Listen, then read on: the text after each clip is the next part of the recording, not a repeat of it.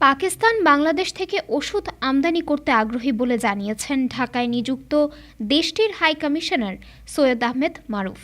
15 December দুপুরে স্বাস্থ্য ও পরিবার কল্যাণ মন্ত্রণালয়ে স্বাস্থ্য উপদেষ্টা নূরজাহান বেগমের সঙ্গে সৌজন্য সাক্ষাতে এ আগ্রহের কথা জানান তিনি। ওষুধ শিল্পে বাংলাদেশ অনেক ভালো অবস্থানে আছে উল্লেখ করে সৈয়দ আহমেদ মারুফ বলেন, পাকিস্তান বাংলাদেশ থেকে ওষুধ আমদানিতে আগ্রহী। এছাড়াও স্বাস্থ্যসেবা সংক্রান্ত বিভিন্ন বিষয়ে পাকিস্তান বাংলাদেশের সঙ্গে কাজ করতে চায়। সাক্ষাতে হাই কমিশনার সৈয়দ আহমেদ মারুফ ও স্বাস্থ্য উপদেষ্টা নূরজাহান বেগম দুই দেশের স্বাস্থ্যসেবা, বাণিজ্য সহ সার্বিক বিষয়ে মতবিনিময় করেন। তারা প্রায় 1 ঘণ্টা দুই দেশের সম্পর্ক সহ নানা বিষয়ে কথা বলেন। এ সময় হাই কমিশনার সৈয়দ আহমেদ মারুফের সঙ্গে পাকিস্তানের deputy high commissioner Mohammad Wasef ও স্বাস্থ্য মন্ত্রণালয়ের যুগ্ম সচিব মোহাম্মদ মামুনুর রশিদ সহ আরও অনেকে উপস্থিত ছিলেন।